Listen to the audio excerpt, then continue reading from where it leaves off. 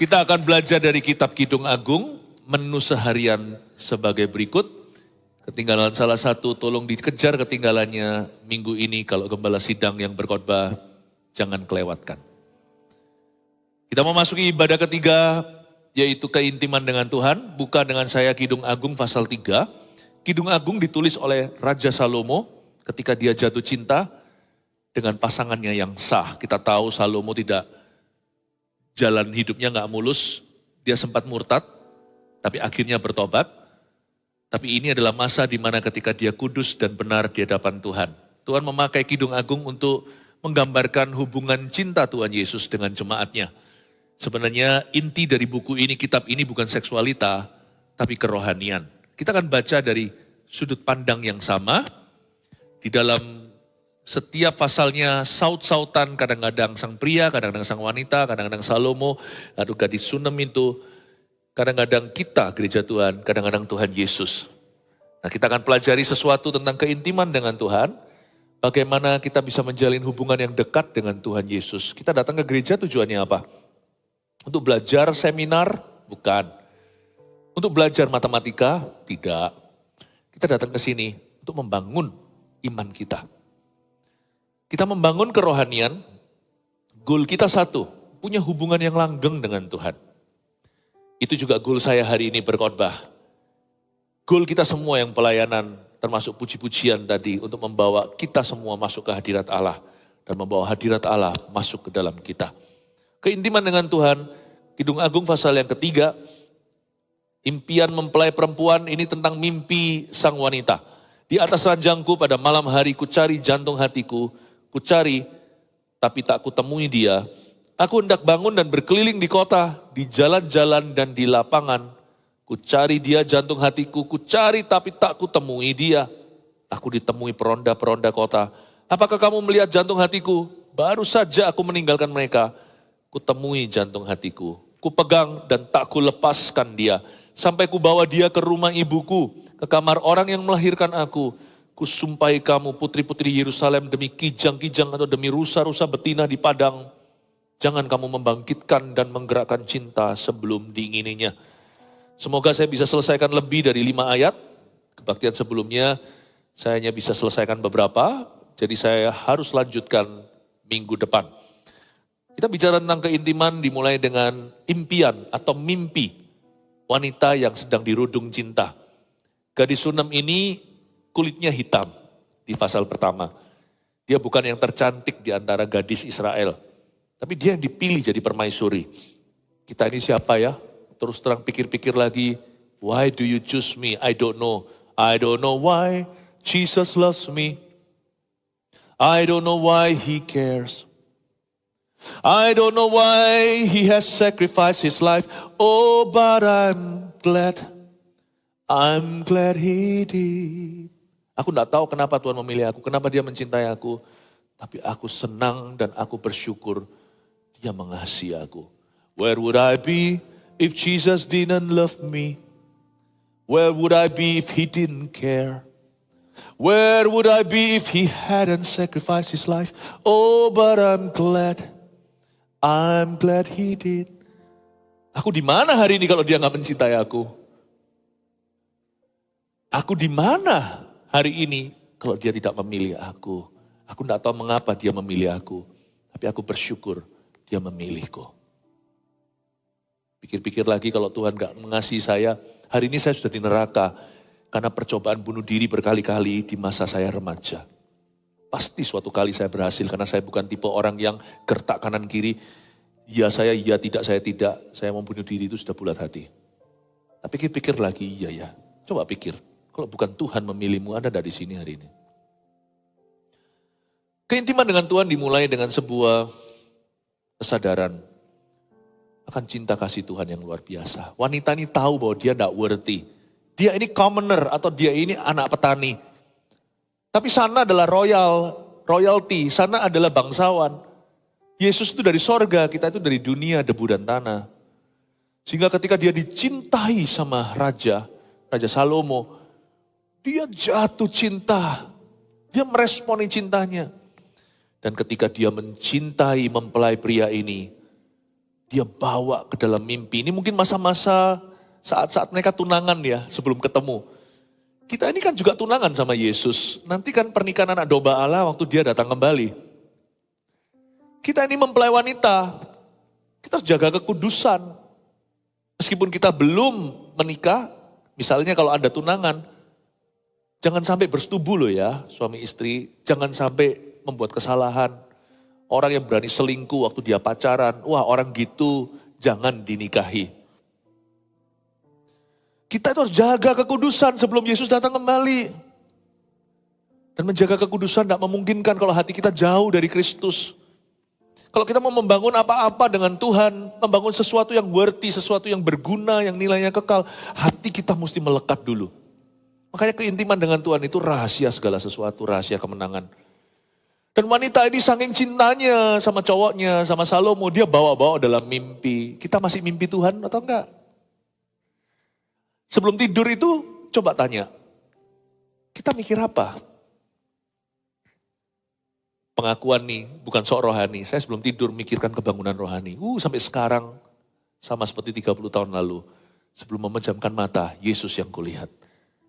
Nah tentu mimpinya itu sih, kadang-kadang mimpinya juga konyol-konyol, nggak ada arti. Bunga tidur, tapi pokoknya sebelum tidur saya selalu memimpikan Tuhan dan kerajaannya datang.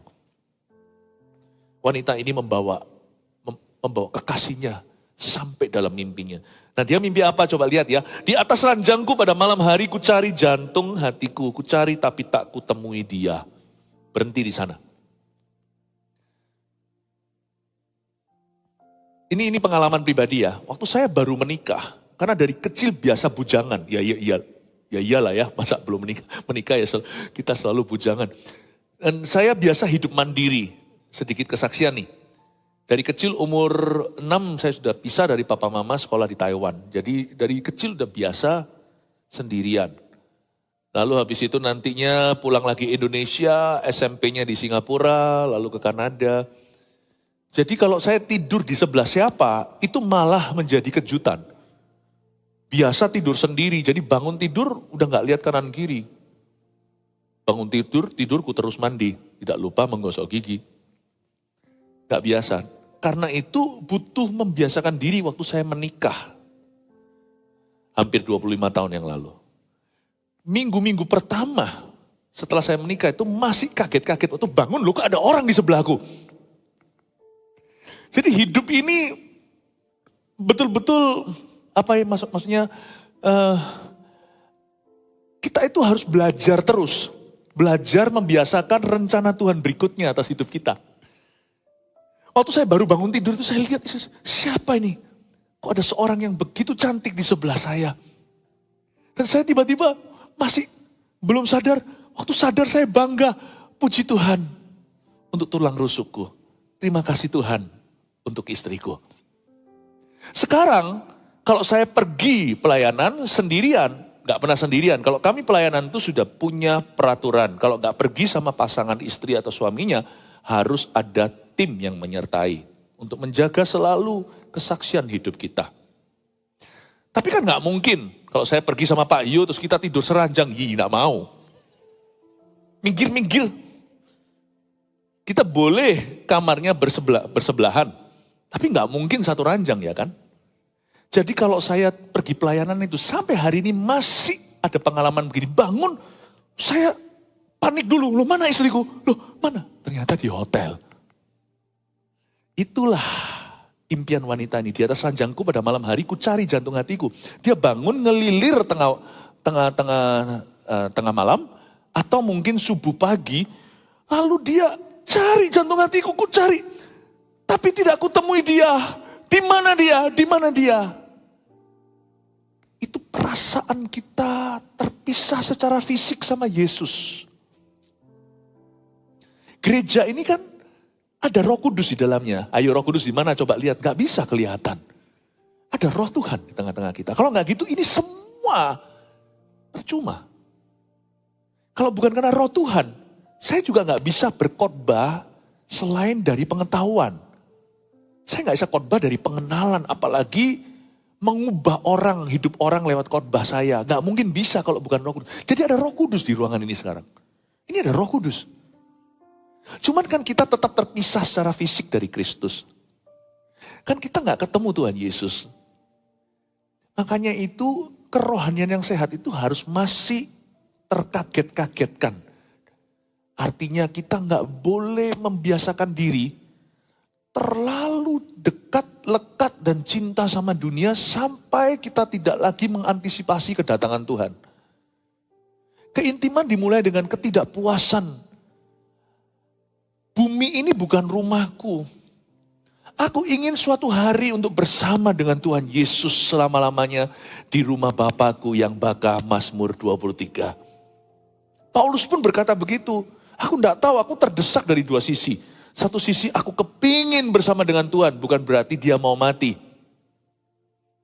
Paulus tidak kepingin mati, dia hanya berkata kalau aku boleh milih, aku mau bersama dengan Tuhan Yesus. Hidup di dunia ini gak enak loh sejujurnya terus terang. Apa-apa di bumi ini gak kekal. Bahayanya ada. Saya paling benci apa? Hidup di dalam hidup ini. Perpisahan. Kita ini semua sudah dirancang suatu hari harus perpisahan dengan semua ini. Harus. Bayangkan, suatu hari kita harus pisah sama orang tua kita. Suami dan istri juga harus pisah. Sampai maut memisahkan. Ingat janji nikah. Sama anak juga sama, secinta-cinta apa. Hidup di dunia ini gak enak.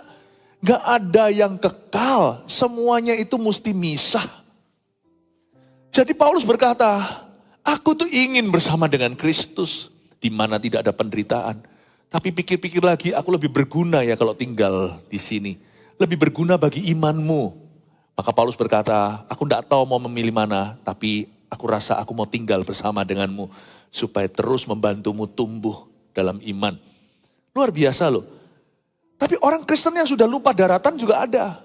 Lupa daratan gak apa-apa, lupa daratan masih bisa bertobat. Lupa udara. Sudah gak lagi memandang kepada Tuhan. Matanya gak tertuju pada kerajaan Allah. Dia hidup cuman dari minggu ke minggu hanyalah demi ke gereja rutinitas. Tapi sudah tidak ada yang namanya vitalitas di dalam dirinya. Kalau sampai ya Anda tidur sendirian padahal status Anda menikah dan Anda oke dengan itu. Something is wrong with your marriage. Sesuatu yang salah dengan pernikahanmu. Sampai hari ini saya mesti gak biasa kalau sampai saya pergi pelayanan gitu makan sendirian gak ada istri saya gak biasa. Paling tidak saya teks dia dan berkata kamu sudah makan belum?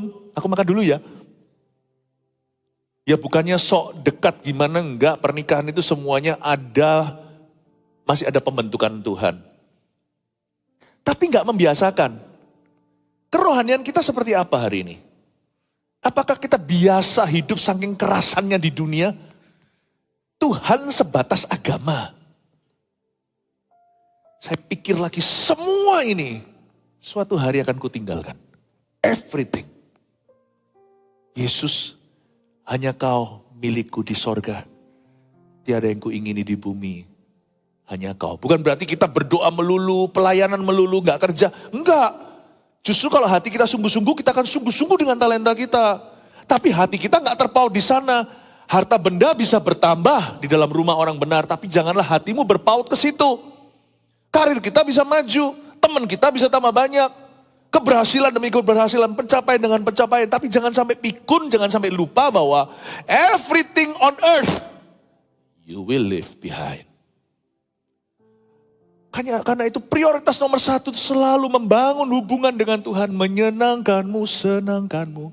Hanya itu kerinduanku. Tiap hari ku cari satu kesaksian ini, Tuhan, am I still pleasing to you? Apakah aku masih menyenangkanmu? Menyenangkanmu, senangkan hatimu, hanya itu kerinduanku. Itulah brand kekristenan yang dicari oleh kerajaan sorga. Kristen yang bukan agama, Kristen yang kehidupan. Lord, aku memastikan hari ini hidupku betul-betul untuk menyenangkanmu. Ini sudah gak populer hari-hari ini. Khotbah-khotbah lebih banyak berpusat ke diri sendiri. Gimana saya bisa berhasil, gimana saya bisa happy. Tapi saya ingin khotbah ini tertujunya ke Kristus. Gimana Kristus happy? Punya dirimu dan diriku. Di atas ranjangku pada malam hari ku cari jantung hatiku, ku cari tapi tidak kutemui dia. Jangan biasakan hidup tanpa Kristus. Jangan kerasan, jangan terlalu kerasan di dunia. Saya ngomong gini bukan berarti roh bunuh diri. Jangan ya, yang bunuh diri malah justru harus kerasan. Kerasan di hidupnya. Maksud saya adalah look forward. Menunggu kedatangan Tuhan. Itu harus menjadi kekristenan kita. Wanita ini, dia gak enak. Dia berkata, aku mau cari kekasihku, where are you? Dia gak biasa tidur sendiri tidak di samping suaminya. Mau tahu vitalitas atau kesehatan pernikahan seseorang? Tentunya kita gak bisa jadi satu pribadi, meskipun dianggap Tuhan mereka satu tubuh, laki-laki dan perempuan itu. Tapi gimana pun juga tetap ada perbedaan. Sekalipun suami istri sudah menikah 50 tahun sekalipun ya, tetap ada perbedaan. Dia tetap dia, Anda tetap Anda. Tetapi laki-laki perempuan dalam pernikahan yang terlalu bersikuku dan bersikeras untuk mempertahankan dunianya. Ini me time-ku, itu you time-mu, itu your friend, ini my friend. Something is wrong with that marriage. Suatu yang salah dengan pernikahan itu. Karena pernikahan yang sejati, yang diberkati harusnya semakin bersatu, semakin tak enak untuk berpisah. Semakin gak ada wilayahmu, wilayahku. Gak ada sorokan, tidak ada laci rahasia. Bapak Ibu Saudara, saya mau dorong Anda untuk mencari Tuhan. Ini menjelang akhir tahun sampai tahun depan. Ayo kita cari Tuhan sungguh-sungguh. Kenapa kita berdoa masuk hadirat Allah?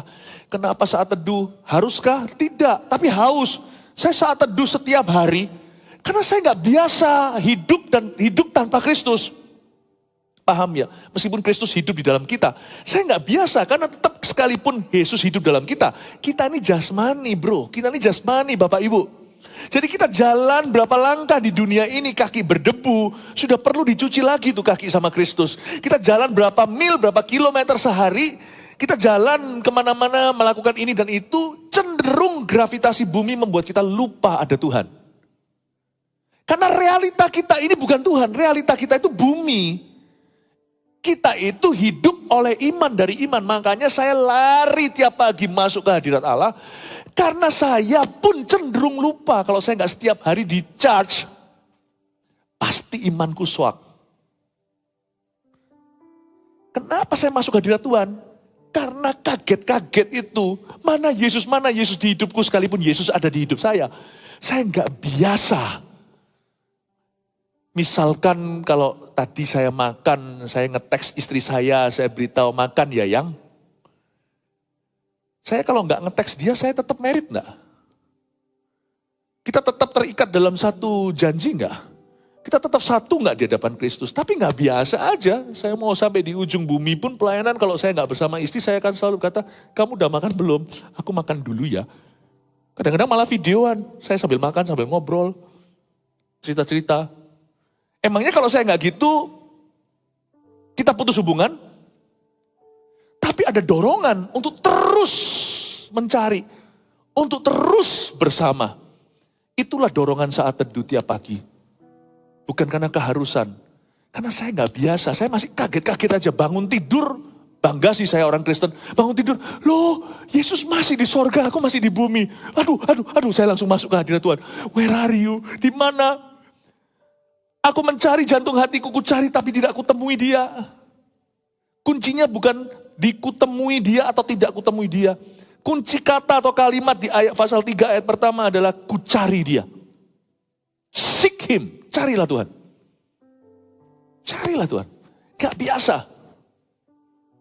Kalau saya masuk ke kerja, misalkan saya seorang businessman, saya mencari Tuhan dulu, bangun mesbah, saya doa dulu.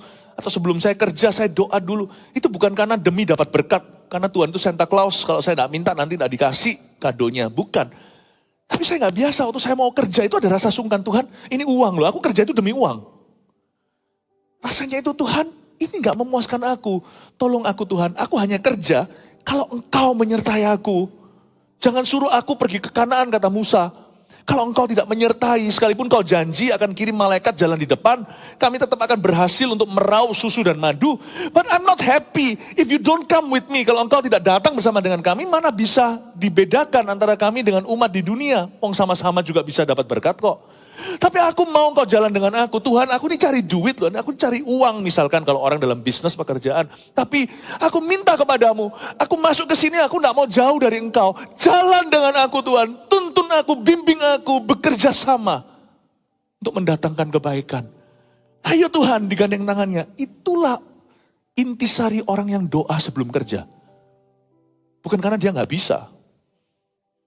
Sekalipun saya tidak cari Tuhan dulu, saya tetap bisa loh dalam kerjaan-pekerjaan. Karena talenta itu kan melekat, kan Tuhan bawakan. Itu sudah ditapau waktu kita lahir atau sudah disertakan. Kita semuanya ini nggak usah cari Yesus secara afresh atau secara segar. Kita semua itu punya sisa-sisa gambar dan rupa Allah. Semua kita dicipta dalam gambar dan rupa Allah. Orang jahat pun punya kemampuan seperti Allah. Bisa kreasi, bisa kreatif. Masih punya hal-hal tertentu, masih bisa berbuat baik. Lihat, orang jahat pun masih bisa berbuat baik loh, sama sesamanya. Sama sesama penjahatnya. Bisa, bisa setia kawan. Dari mana kesetiaan kawan itu kalau bukan dari sisa-sisa gambar dan rupa Tuhan dalam diri mereka? Kita bisa, tanpa Tuhan bisa, tapi nggak mau. Karena keintiman dengan Tuhan tidak mengizinkan kita jauh sedikit pun dari Dia. Kita nggak kerasan. Aku bangun, ku cari loh di mana Tuhan. Aku nggak mau loh ya dalam bisnis meraup untung sebanyak-banyaknya. Tapi Tuhan jauh, jangan jauh dari aku. Peganglah tanganku Roh Kudus. Setiap hari ku tak berani jalan sendiri. Pegang aku Tuhan. It's your presence that I want. Supaya lewat bisnisku nanti aku punya pengalaman-pengalaman hidup dengan Engkau. Bukan berkatnya. Aku mau berjalan bersama denganmu. Amin Bapak Ibu Saudara. Kalau orientasi kita itu beda nanti. Bangun hubungan juga gak sama. Wah itu dia jatuh hati aku kejar dia. Wah pasangan ideal yang ku idamankan aku kejar dia. It's not that. Kita kan bisa melihat seorang wanita yang kita sukai atau seorang pria. Aku mau bangun sesuatu dengan orang itu dengan Kristus. Orientasinya beda. Kristus jadi segala-galanya. Keintiman dengan Tuhan itu bukan perasaan. Keintiman dengan Tuhan itu sebuah komitmen untuk menjadikan Kristus pusat kehendakmu. Pusat segala sesuatu, center of everything. Karena kita gak kerasan hidup di dunia ini terus terang. Yang membuat saya kerasan hidup di dunia ini adalah karena saya bersama dengan Yesus. Bangun keluarga dengan Yesus, lainlah. Saya melihat Yesus dalam diri anak-anak saya melihat Yesus dalam pernikahan kami beda. Bukan berarti gak pernah konflik, enggak. Manusia pasti saling menajamkan besi aja, saling menajamkan besi. Dalam pekerjaan, urusan sehari-hari, banyak rintangan. Tetapi saya gak pernah minus Kristus. Semua itu selalu di dalam Kristus. Apa semua mulus? Terus terang saya beritahu. Orang ikut Yesus gak semuanya mulus. Malah banyak pencobaannya. Ayo, saya janji ini depan. Tetapi semua pencobaan itu mendatangkan kebaikan dan kemuliaan Tuhan. Daripada kalau saya tanpa Kristus, semua pencobaan itu menjauhkan. Di atas ranjangku pada malam hari ku cari jantung hatiku, ku cari. Di mana dia tak ku temui dia, ada sebuah perasaan gak biasa tidur tidak ada dia di sampingku. Bagi yang belum menikah jangan diterapkan ini. Kalau dalam konteks Anda kalau belum menikah tidur di samping siapa kecuali papa mama itu berarti nafsu. Gak ada berkat Tuhan di ranjang itu. Malah kutuk. Tapi kalau sudah menikah, kita ini sama Yesus sudah dinikahkan. Gereja itu mempelai wanita, Yesus itu mempelai pria. Kita itu sudah dinikahkan. Nanti ujungnya kitab Wahyu coba baca, namanya pernikahan anak domba Allah. It's Jesus and the church. Kalau Anda lihat di sana mereka berjubah putih, masal manusia, memegang daun palem. Dan mereka sama-sama memuji Tuhan. Ada 24 tua-tua, 12 dari perjanjian baru, 12 dari perjanjian lama. Perwakilan-perwakilan nanti akan ada orang-orang yang memimpin pujian. Lihat hari ini tim A, tim B, nanti di sorga juga ada. Tapi muji-pujiannya bukan lagi dengan iman meremata, tapi Yesus ada di tengah. Bayangkan, nanti pada waktu itu 24 tua-tua itu melemparkan mahkotanya, giliran untuk saling mendahulukan. Betapa indahnya, itulah gambar. Suatu hari gereja itu akan berakhir bersama dengan mempelai laki-laki. Ini bukan soal kawin mengawinkan. Ini pernikahan anak domba bicara tentang hubungan mesra Yesus. Hubungan intim dan kudus antara Yesus dengan jemaatnya. Bapak Ibu Saudara, izinkan saya mengingatkan Anda dari minggu ke minggu, perlu reminder sih. bahwa ujung dari iman kita adalah kedatangan Tuhan. Kelolalah talentamu bersama dengan Tuhan, jangan di luar Tuhan. Karena Anda harus tahu bahwa ujung dari keintiman adalah pengangkatan. Jangan biasakan dirimu hidup tanpa Kristus, meskipun sudah punya Yesus di hati. Jangan biasa. Di dunia ini ingatlah kita mampir saja. Saya mampir dunia ini pertama kali itu 30 tahun, 30, ngaku-ngaku semuda itu. 48 tahun yang lalu saya mampir di sini. Saya masih mampir bercokol di sini. Sampai umur berapa enggak tahu, Tuhan yang tahu, 84? 60? I don't know. I know I'm going somewhere. Saya pergi ke suatu tempat dan sementara di sini saya harus make a difference. Saya harus membuat perbedaan yang nyata supaya tidak sia-sia pengorbanannya dalam kehidupanku. Ayat yang kedua, aku hendak bangun dan berkeliling di kota, di jalan-jalan dan di lapangan-lapangan. Ku cari dia, jantung hatiku ku cari, tapi tak ku temui dia. Ayat yang kedua juga sama, mirip tapi saya tambahkan. The moment, waktu kita mulai lose our sense of the importance of Jesus' presence, waktu kita mulai kehilangan rasa pentingnya hadirat Allah di hidup kita, disitulah kita sudah disebut di kitab Wahyu sebagai orang yang kehilangan kasih mula-mula. Kalau kita sudah mencapai titik tersebut, cepat berbalik. Cari kembali wajahnya. Cari kembali Tuhan dengan sungguh-sungguh. Cari Tuhan itu gampang. Dibutuhkan tekad hati. Misalnya, luangkan waktu ambil sepenggal. Kita komitmen, cari Tuhan jam segini sampai jam segitu. Waktu kita sendirian di ruang privasi. Cari Tuhan juga bisa sungguh-sungguh sebelum datang ke gereja kita sudah bicara sama diri sendiri. Nanti pada waktu pujian penyembahan, aku mau betul-betul mencari Tuhan. Aku gak mau biasa-biasa, bukan berarti supaya dilihat orang. Tapi sebelum datang itu sudah punya ekspektasi. Aku mau curahkan hati seperti Hana waktu datang ke bait Allah. Waktu itu kan ada Hana mamanya Samuel, waktu itu kan ada Imam Eli. Dia peduli amat imamnya itu imam yang baik atau imam yang bejat. Imam Eli adalah imamat yang tidak baik. Tapi Hana sudah tekad hati sebelum datang. Waktu dia berangkat dari rumah, dia mau cerita sama Tuhan. Dia bisa cerita gak sama Tuhan di mana-mana? Perjanjian lama mungkin gak bisa. Karena perjanjian lama hadirat Tuhan itu disimpan. Di balik tirai itu. Tidak dinyatakan meskipun Tuhan itu maha hadir, tapi dia gak menyatakan hadiratnya di mana-mana. Tapi sekarang saya tahu Anda bisa di rumah. Tapi waktu di gereja, tentunya ada sesuatu yang lebih kuat. Ada berkat hadirat Allah yang diberikan secara korporat. Tapi nyusunya nanti satu persatu. Karena Anda tidak bisa dompleng iman siapa waktu memuji Tuhan di sini. Karena itu kalau saya datang ke gereja, saya sudah bertekad. Nanti aku datang, aku mau curhat. Aku mau curhat sama Tuhan. Saya gak peduli kalau saya berlutut. Asal saya gak jungkir balik dan senggol orang sebelah kanan kiri. Asal saya tidak melakukan tindakan-tindakan yang mau menjadi batu sandungan. Aku datang ke gereja, sekalipun korporat, aku datang dengan iman pribadiku, aku mau cari Tuhan. Itulah sebabnya Imam Eli yang sudah kehilangan sense of God's presence, sudah jauh, sudah kehilangan hadirat Allah sendiri dalam hidupnya. Dia berkata sama Hana, malah menghakimi, ngapain kamu komat kamit, jam segini kok sudah mabuk. Ampun, imam kok gak lebih rohani itu gimana? Ingat gak pada waktu mereka semuanya penuh dengan Roh Kudus berbahasa lidah, kisah para rasul itu, Pentakosta. Berapa banyak orang berkata jam 9 kok sudah mabuk anggur. Petrus berkata enggak, jam masih pagi. Ini bukan anggur, bukan wine ini bukan minuman keras. Ini Roh Kudus. Imam Eli melihat gitu, hakimi dia, kenapa kamu kayak orang gila? Bukan bapak pendeta. Aku ini curhat sama Tuhan.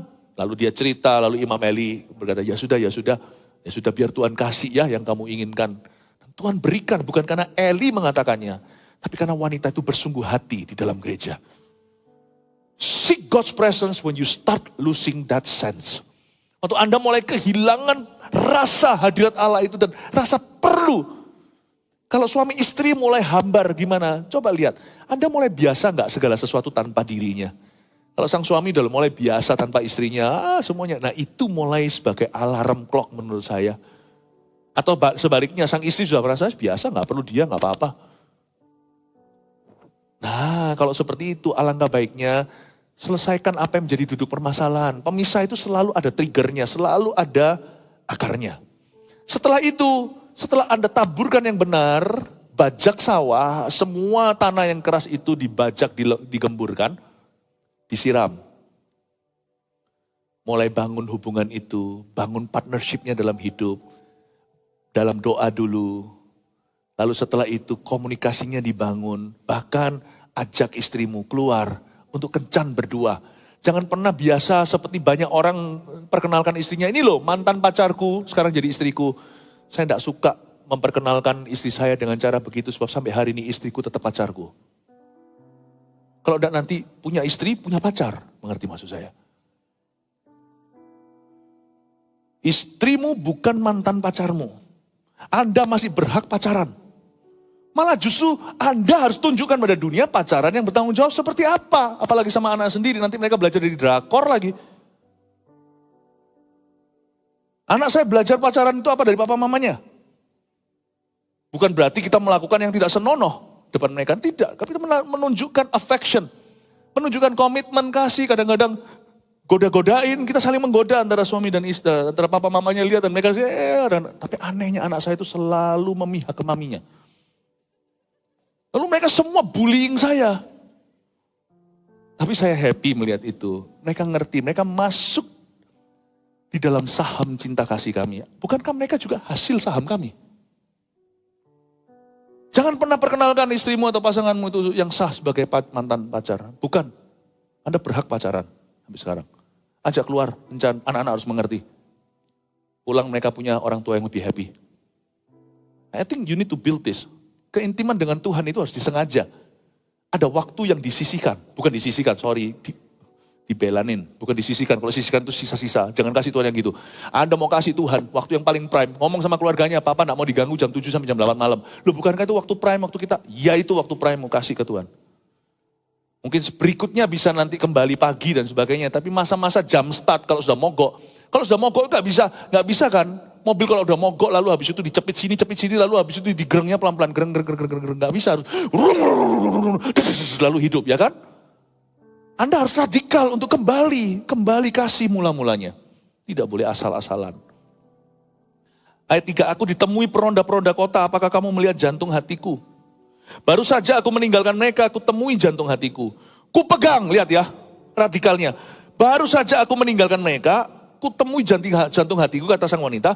Ku pegang dan tak ku lepaskan dia.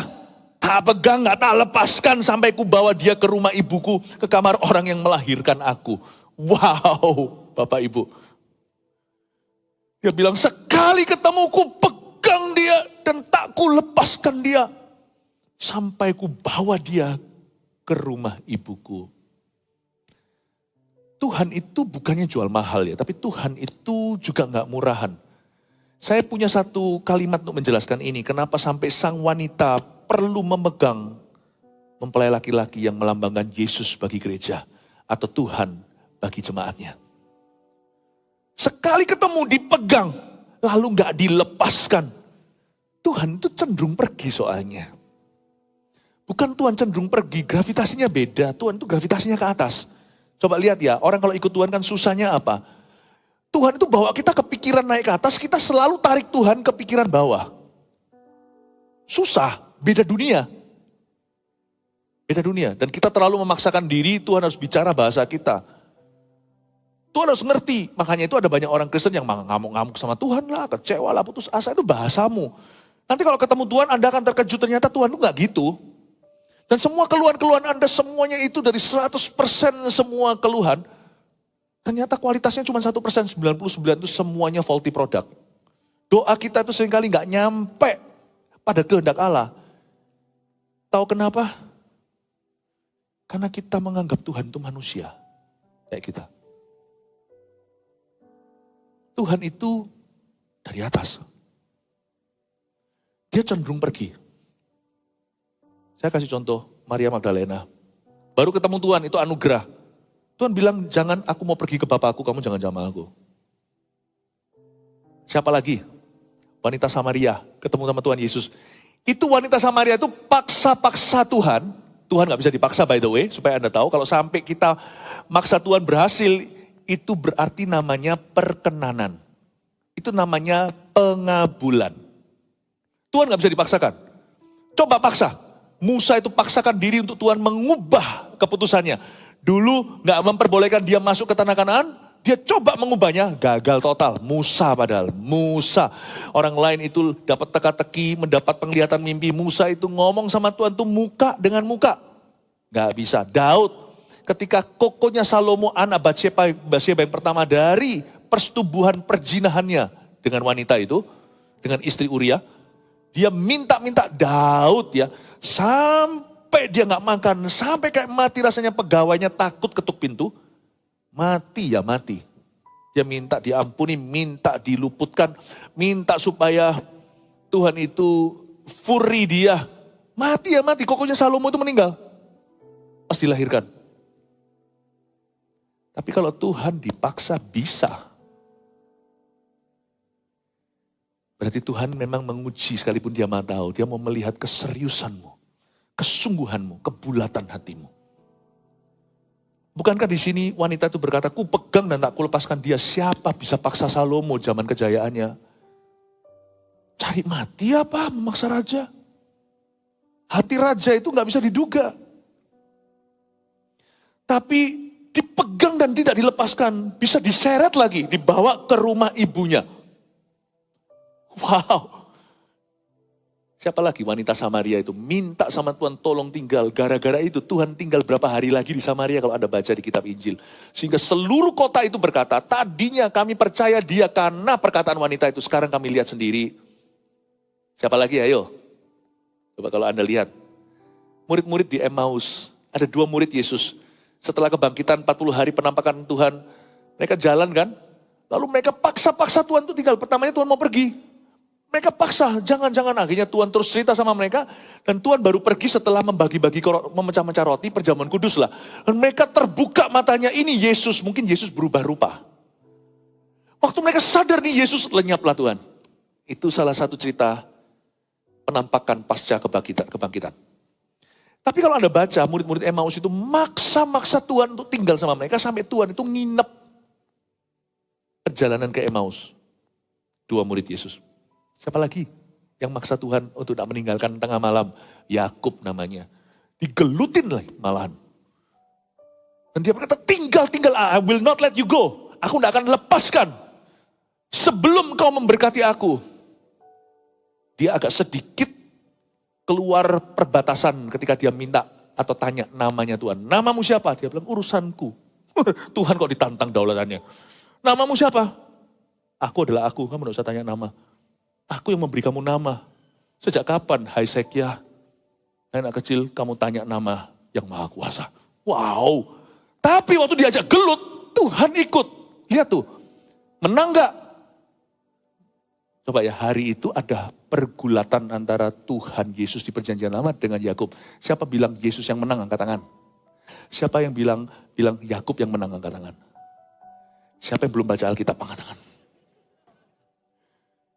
Yakub menang. Tapi Tuhan gak kalah. Siapa bilang? Tuhan berkata,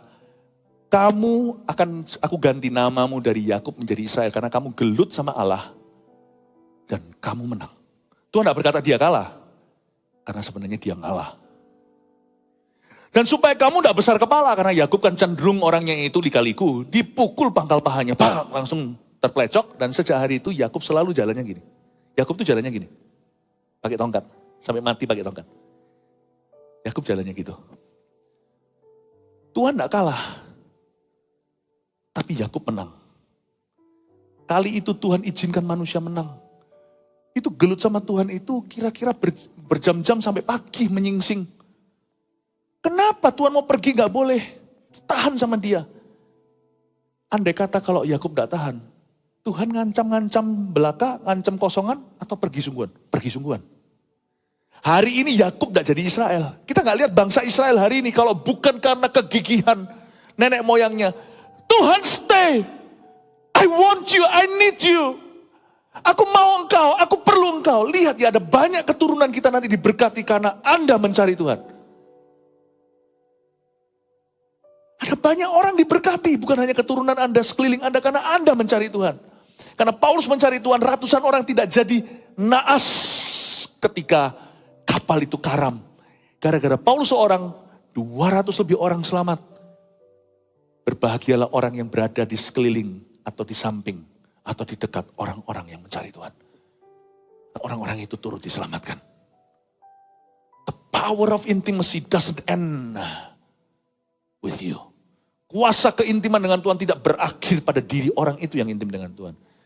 Biasanya orang lain kecipratan. Bapak ibu saudara, ini luar biasa. Ku pegang dan tak ku lepaskan dia. Allah yang cenderung untuk pergi. Bukan berarti dikit-dikit Tuhan meninggalkan kita. Jangan sampai kita di sini tuh salah ngerti. Oh, Pastor Philip berkata begitu, berarti sedikit-dikit kalau saya salah Tuhan bye-bye pergi. Kalau Tuhan pergi Anda tidak bisa bertobat. Kalau Anda masih mau bertobat berarti Tuhan masih ada di sana. Maksud saya adalah kalau cari Tuhan itu tidak boleh setengah-setengah. Alkitab berkata dengan jelas. Dari sejak zaman Yohanes Pembaptis ada peraturan baru. Kerajaan Allah, kerajaan sorga mengalami kekerasan, suffers violence dalam bahasa Inggrisnya. And the violent shall conquer it. Kerajaan sorga diserong bahasa Indonesianya. Dan orang yang menyerongnya menguasainya. Serong apa sih ini? Potong bebek angsa, angsa dikuali, serong ke kiri, serong ke kanan begitu. Bukan. Ini bahasanya artinya dari sejak zaman Yohanes Pembaptis, kerajaan sorga itu mengalami kedahsyatan. Dan kerajaan Allah diserong. Yang menyerongnya menguasainya. Artinya gini, you tidak akan diberkati. Sebelum tunjukkan kegigihan dan tekad bulat untuk diberkati.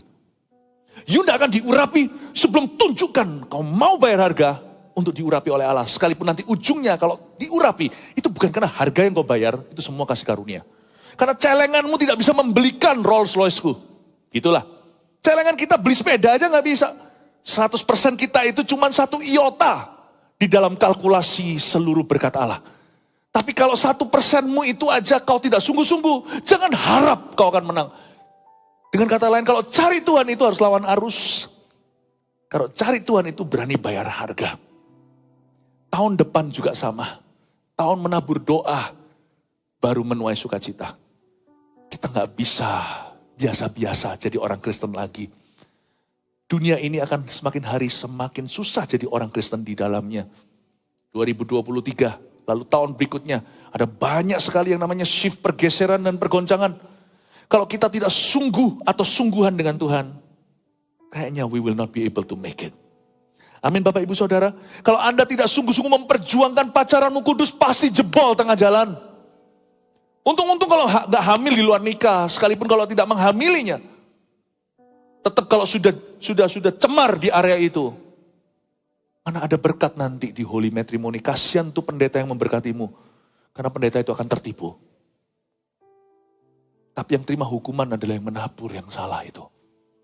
Bapak Ibu Saudara, hari ini kita mendapatkan sebuah pesan yang sederhana bahwa kalau kita sama Tuhan harus pegang dan jangan lepaskan. Kalau kita tidak pegang, kalau kita pegang dan tidak lepaskan. Kalau kita asal-asalan, pernikahan pun tidak akan bisa survive, bertahan. Apapun juga akan mudah tercuri, terbunuh, terbinasakan oleh setan. Hidup ini penuh dengan peperangan rohani. Yang menang bukan orang yang gagah perkasa. Percayalah hari esok. Yang menang itu orang-orang yang hatinya melekat sama Tuhan. Saya berdoa di ibadah ini, hatimu mulai melekat kepada Kristus. Haleluya, berikan kemuliaan bagi Kristus.